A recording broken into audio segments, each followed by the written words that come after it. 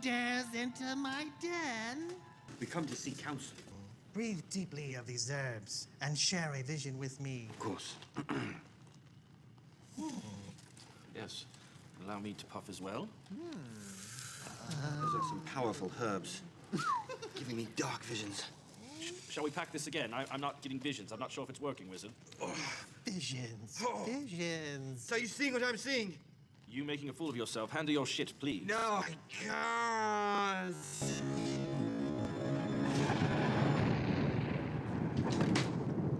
At last. What if I told you a mysterious force operates beyond the confines of your present interpretation of reality? It is this that has brought you to me. Observing you from the periphery, setting the stage for revelation, prepared for contact. This force challenges the closed system that is your regulated perception of reality.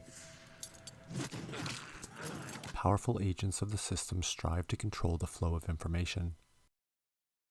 By seeking out and silencing all who offer an alternative to the status quo, what potential is contained within this mysterious force?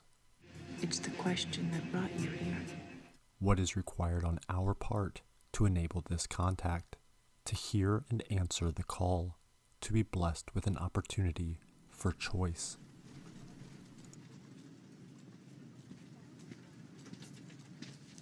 Thomas Anderson? Yeah, that's me.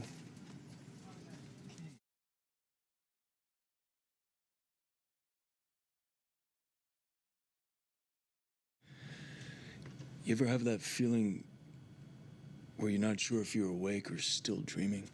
All the time. It's called mescaline. It's the only way to fly. The Matrix film presents symbolic representations of balance and harmony dynamics within time consciousness.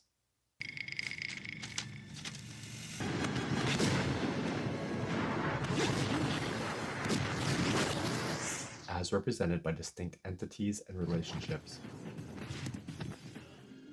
Characters represent fragments of a single infinite consciousness. This film will be used to contextualize patterns,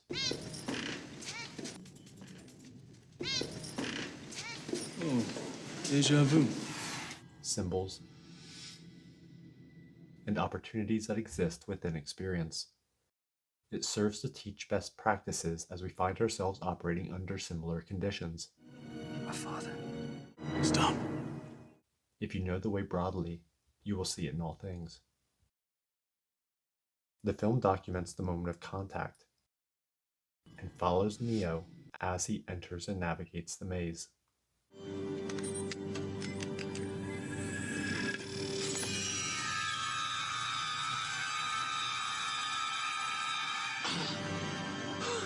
Holy shit.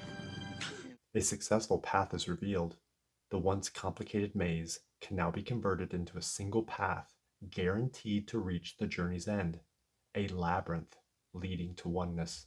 While knowing the path is advantageous, we also know There's a difference between knowing the path and walking the path. to begin walking the path ourselves, we must understand the initial mode of being that allows for contact to be made, for the call to be heard. Not just any call, but the first call that seemingly originates from beyond the self. Up to this point, all calls have been attributed to the self, thus providing a greater sense of control within an otherwise unstable experience. Do you believe in fate, Neo? No, Why not? because I don't like the idea that I'm not in control of my life. I know exactly what you mean. The problem arises when it's believed that calls can only originate from the self. This, unfortunately, enables a responsibility avoiding self to dismiss and ignore any call that would require sacrifice. This is a core realization for our own journey. One must be open to responsibility.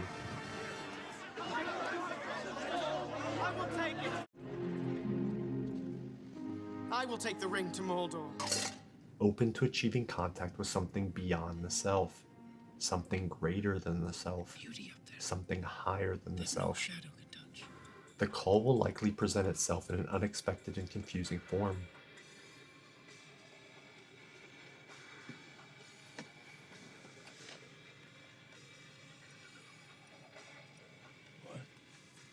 even if we are present and ready for it.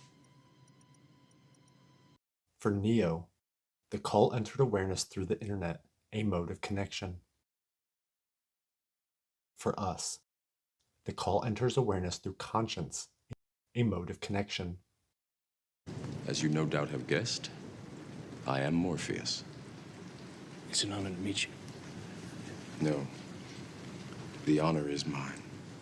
Are we capable of giving conscience the veneration necessary for it to influence and guide us towards a higher truth? I can't. I have Thomas Anderson? work tomorrow. A truth that will constantly require self-sacrifice. Hello, Neo. Yeah. Sure. I'll go. So again, we must understand the initial mode of being that created an opportunity for contact and observe its continual transformation as it is embodied throughout the journey. What is mode of being? A more enduring aspect of one's existence compared to an attitude or mood that can change rapidly depending on circumstances. Please just listen. I know why you're here, Neo. I know what you've been doing. I know why you hardly sleep, why you live alone, and why night after night you sit at your computer. It's the question that drives us, Neo. It's the question that brought you here. Another way to look at it, a whole, pervasive, encompassing orientation. How does a mode of being achieve contact and enable the emergence of the call?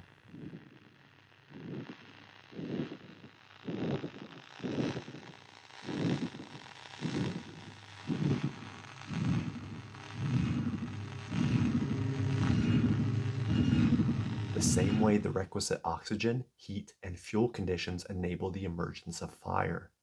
Emergent properties. An emergent property of a system is one that is not property of any component of that system, but is still a feature of the system as a whole. We have only bits and pieces of information, but what we know for certain is that at some point in the early 21st century, all of mankind was united in celebration. We marveled at our own magnificence as we gave birth to AI. We don't know who struck first, us or them. Throughout human history, we have been dependent on machines to survive. Just as Neo exists within a system known as the Matrix, a mode of being exists within a system known as Neo. Systems nested in systems. Neo's initial mode of being, as represented by this clip of the film, indicates the precondition required for contact and the emergence of the call that beacons Neo into the maze, the initial glint that initiates the golden thread. Once a potential is demonstrated or witnessed within our reality, it is our responsibility to craft a formulation of the requisite conditions to actualize this potential, to effectively harness the power of nature, in order to utilize it as a powerful tool in the pursuit of truth and love. We can just sit around and hope the requisite conditions are met, or we can accept an active role in the process and do our part to bring them into being. It's a riddle. Speak friend and enter. What's the Elvish word for friend? Melon.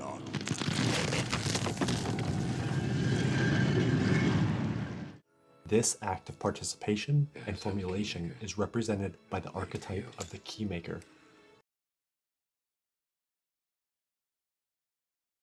We are looking for the keymaker. Oh, yes, it is true. The keymaker, of course. But this is not a reason, this is not a why. The keymaker himself, his very nature, is a means, it is not an end. And so, to look for him is to be looking for a means to do what? A keymaker requires true sight, the ability to see the conditions of reality as they truly are, unhindered by illusions, deceptions, or biases. That's not my father. It's just my reflection. No. Look hard. This grants the keymaker the ability to craft a complementary condition, or key, that allows one to move beyond a limiting factor within reality. I need to download the Hotwire motorcycle. Wait. Cancel that. You are handy. Just as a complementary key is required to open and pass beyond a locked barrier, a complementary mode of being is required to open and pass beyond paradigm lock, allowing one to achieve contact with the truth and potential that lies beyond the present paradigm. A person's core beliefs, point of view, or perception of the world that influences decisions. Paradigm lock, a state of being stuck in a point of view, way of thinking, or set of beliefs that can make it difficult or even impossible to be open, tolerant, and dynamic in the pursuit of truth and love. You have to understand, most of these people are not ready to be unplugged. And many of them are so inert, so hopelessly dependent on the system, that they will fight to protect it. This is the world that you know.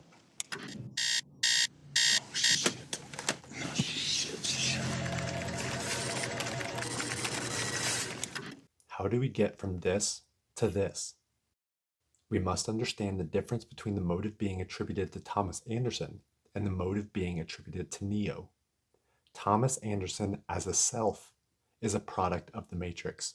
He is defined relative to this dominating system. If you're Thomas A. Anderson, program writer for a respectable software company, you have a social security number, and you pay your taxes. The consequences of his mode of being are considered moral to agents of the system. Thomas A. Anderson has a future. But from the true perspective of the individual, this mode of being results in the same pattern of experience over and over with no true sense of progression. Thomas Anderson? Yeah, that's me. Okay. Great. Have a nice day.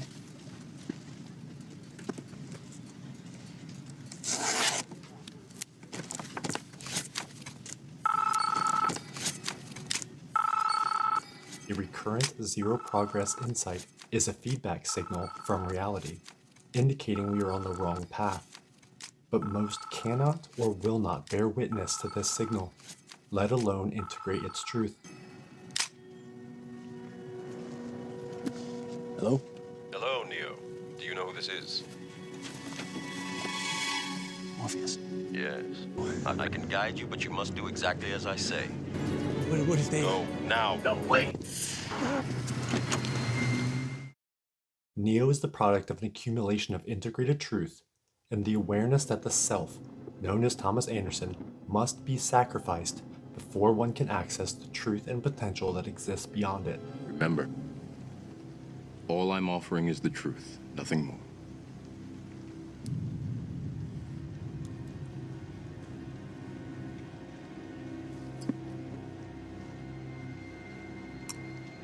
Neo represents the birth of a new mode of being.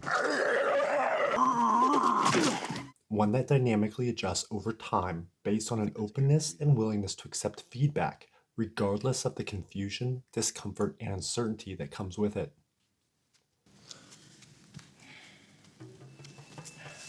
Again. The adoption of this style of transformation is a precondition required to escape paradigm lock. I know what you're trying to do. I'm trying to free your mind, Neo, but I can only show you the door. You're the one that has to walk through it. A sense of Groundhog's Day is reality's way of revealing that zero progress is being made relative to the true ideal.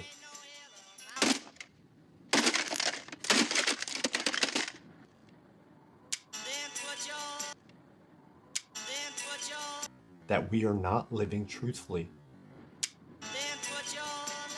So, when we are stuck or limited, we require a key. If we cannot craft one for ourselves, we must seek out a higher level keymaker.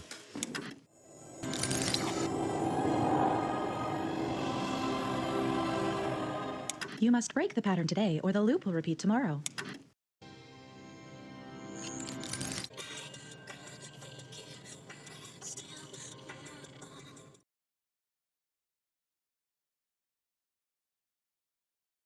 How can we become enchanted with the world again? People are grasping towards something more than materialism. The only way to begin with metaphysics is not to speculate about the metaphysical world, but to have the metaphysical world actually reach out to you.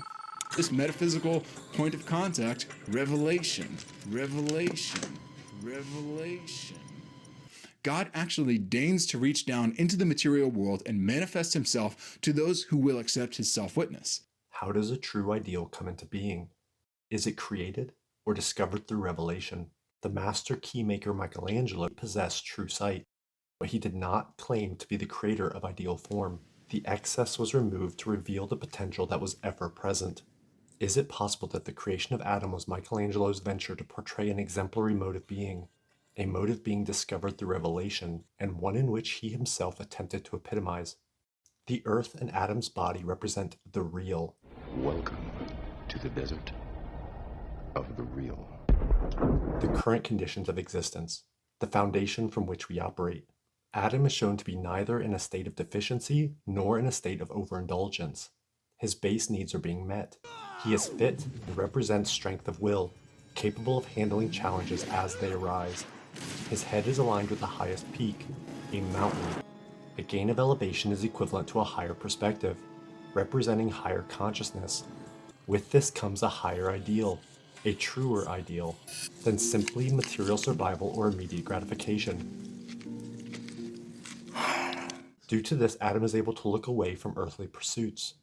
He is not fixated on defending earthly possessions or pursuing earthly pleasures. He is free to look up and beyond the earthly. It is in this exploration that Adam's eyes catch a glint. He is drawn to a shimmer that he was previously unaware of. He locks onto it and allows it to become the focal point of his perception.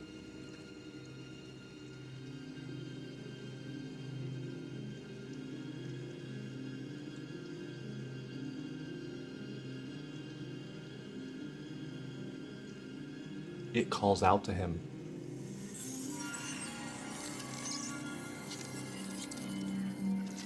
Did you? It gives off the feeling of being within reach. Curiosity compels Adam to extend himself by battling gravity. While gravity does provide a necessary order, it also keeps the weak, the exhausted, and the ignorant earthbound. These people are still a part of that system. What does it look like when gravity dominates experience? What does it look like when agents of the system, deficiency, uncertainty, and procrastination dominate experience? What does it look like when one wakes up to something beyond the status quo? What does it look like when a beacon is revealed?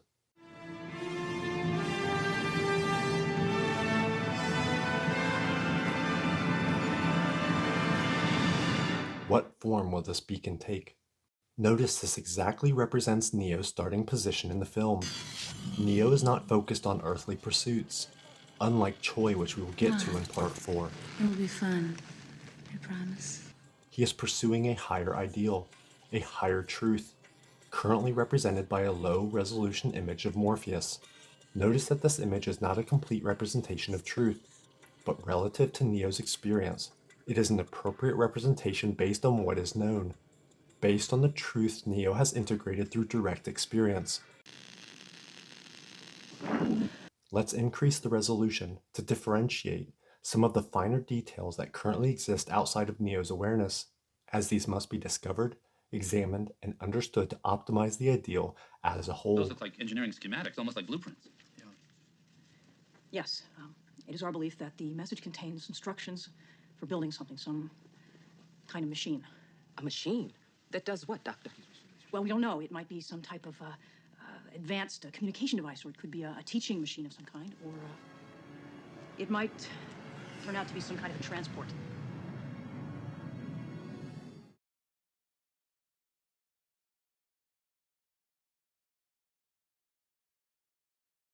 This ideal is constructed from truth. The wise father, an embodiment of truth, devotes himself to a sacred mission. You may have spent the last few years looking for me, but I've spent my entire life looking for you. Why? Because truth is looking for you. And it will find you if you want it to. Now, do you still want to meet? But we know that objective truth is often denied by the self to defend beliefs, Ignorance is bliss. to avoid the responsibility of sacrifice, Ignorance is bliss. to maintain an illusion of certainty. No! I don't believe it. I didn't say it would be easy, Neo. I just said it would be the truth. Stop! Let me out! Let me out! I want out! I can't go back, can I? No. But if you could, would you really want to? They're coming for you, Neo. I can guide you, but you must do exactly as I say. Good. Now, outside, there's a scaffold. How do you know all this? We don't have time, Neo. To your left, there's a window. Go to it. Open it. You can use the scaffold to get to the roof. No way. No way. This is crazy. There are two ways out of this building. One is that scaffold, the other is in their custody. You take a chance either way. I leave it to you.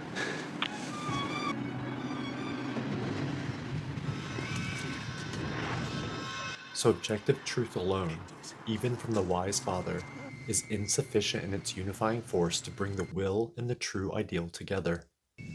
Go now. While objective truth supports implementation, subjective truth supports transformation. I love you.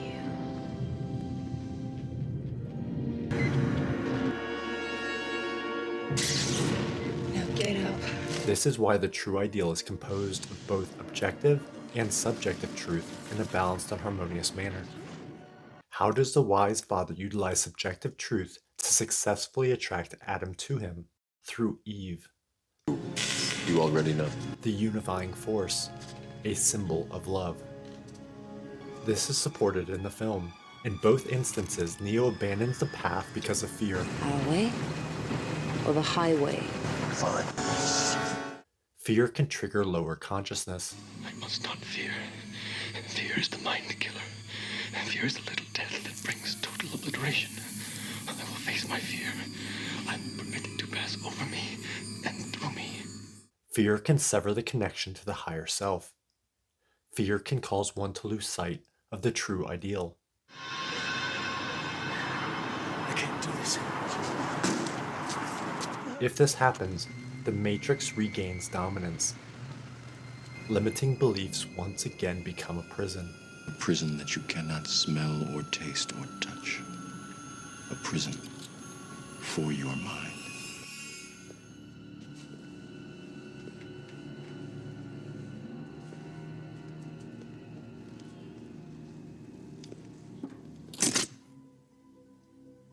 Put your right hand in the box. What's in the box? Pain. Stop. Put your hand in the box. The self holds a core belief that it must maintain a strong sense of control. I don't like the idea that I'm not in control of it. If this sense of control is threatened, the self is triggered into mechanical defensive action. Focus automatically shifts to resolving the immediate threat at the cost of the bigger picture. This short-sightedness was fortunately countered by Trinity on the second occasion. Trinity demonstrated true sight. Utilizing a unifying subjective truth, she crafted and contributed a complementary perspective such that Neo regained balance and harmony between the immediate and the big picture. Why? Because you have been down there, Neo. You know that road. You know exactly where it ends. And I know that's not where you want to be. Allowing him to accept that immediate discomfort may be required for a greater good.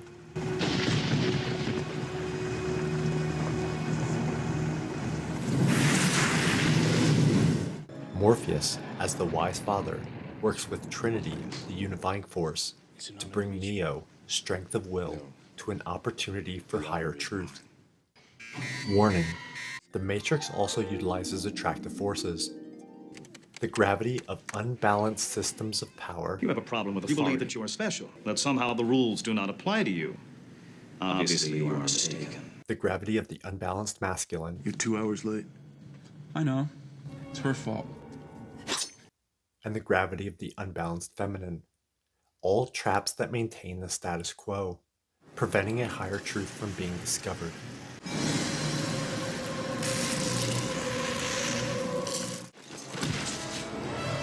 How can a true ideal compete with the dominating force of the Matrix? by offering a true sense of progression through a responsibility and sacrifice-based heroic narrative. The story ends. You wake up in your bed and believe whatever you want to believe. You stay in Wonderland, and I show you how deep the rabbit hole goes. This is it? Let me give you one piece of advice. Be honest. He knows more than you can imagine.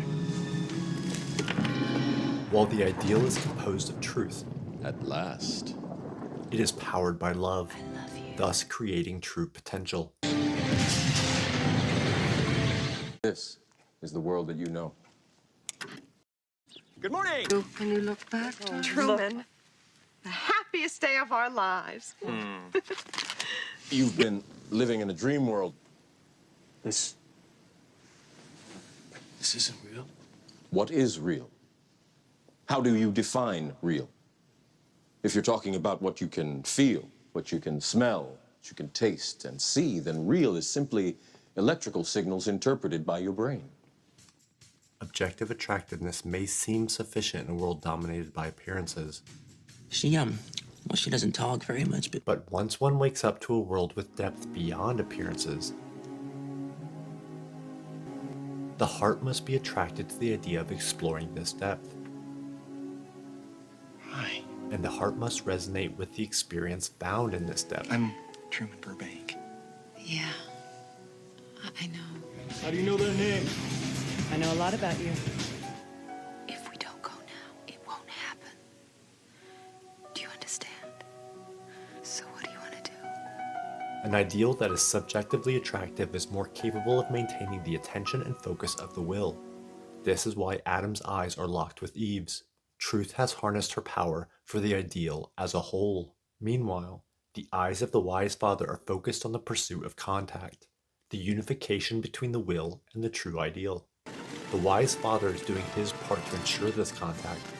Adam has but to do his, to extend a bit further, to exercise a strength of will against gravitational forces. They must both do their part to meet in the middle.